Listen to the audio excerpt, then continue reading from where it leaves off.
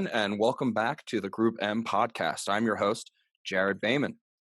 Today, GroupM's Global President of Business Intelligence, Brian Weiser, and I will take you through some of the key insights and takeaways from Chapter 5 of the latest paper authored by Brian and GroupM Senior Advisor Rob Norman, titled Media Landscapes. Thanks for coming back to us, Brian. Welcome back to the show. Thanks for having me. Let's get right into Chapter 5, titled Indifference Makes the Difference, shall we? In this chapter, you discuss that Amazon is relatively indifferent, so to speak, to advertising, despite investing heavily in it, about $13 billion in 2019, because it essentially doesn't need this revenue to sustain itself like others do. Obviously, Netflix is in the same boat, since it essentially has no advertising at all. So how does indifference to advertising from companies like Amazon and Netflix inform their future strategies to content and impact the larger media landscape? Yeah, well, I think that these companies who are just not dependent on advertising are making decisions for the future, which may or may not count on advertising. In the case of Netflix, I don't think at all. In the case of Amazon, sure, it represents some revenue today. It's high margin. They're happy to keep it.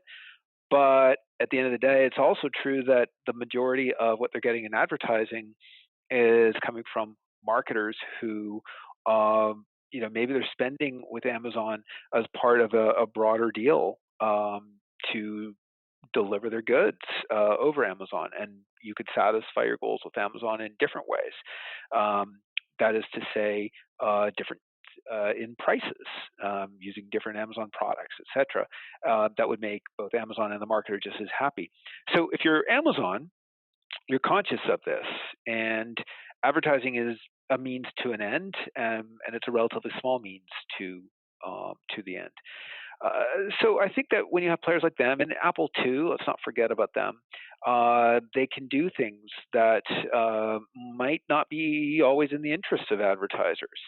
I think it's safe to say from an Amazon perspective, and I think it's probably true for Netflix and Apple, when they say that they really only care about the consumer, they really, really mean it, because their business is, unlike everyone else's in the media industry, entirely or primarily dependent on consumer choices.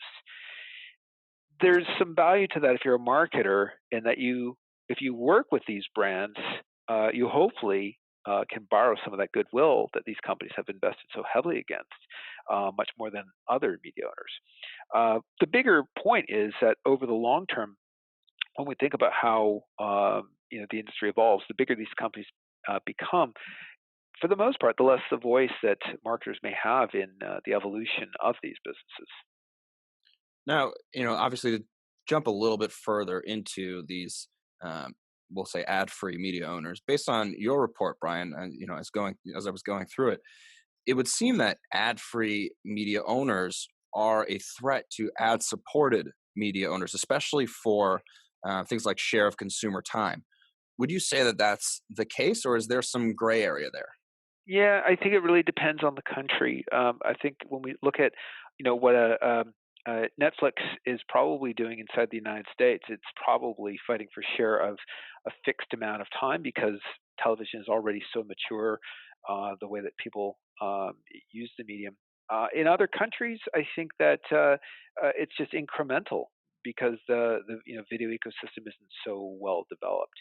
When we think of services that the likes of say Apple might have, sure, they want you to use their products, Apple Music or their new streaming service as well, and that probably competes more with the existing services, that alternatives that are out there.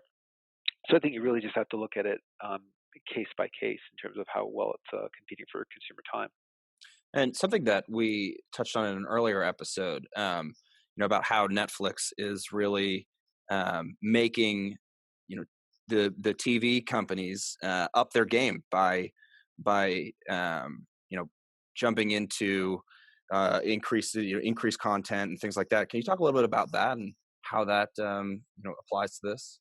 Yeah, well, each of these companies have so much in the way of resources that they are able to spend far more on the underlying content that drives consumers. And in the case of Amazon, I guess you could flip it by saying they are able to invest so heavily in the overall consumer experience, in addition to investing in content. And the consequence is, if you want to be competitive, you need to accept essentially lower margins.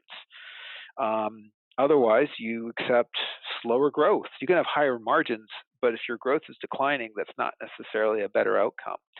And I think that it's these the emergence of these massive, incredibly well capitalized, incredibly cash rich companies, that's really catalyzing that change, which ultimately will impact the health of the broader media marketing industry for years to come.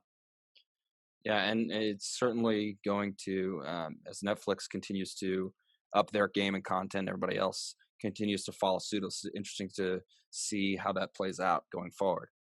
Well, that's all the time we've got for today. You can listen to this podcast and all other episodes at our link in the posting above. Tune in next week as Brian takes us through the final chapter, chapter 6, titled The Continuing Relevance of Media Agencies. If you have any questions on this chapter for Brian, please leave it in the comments section below, and Brian will do his best to answer you. Thanks so much for listening.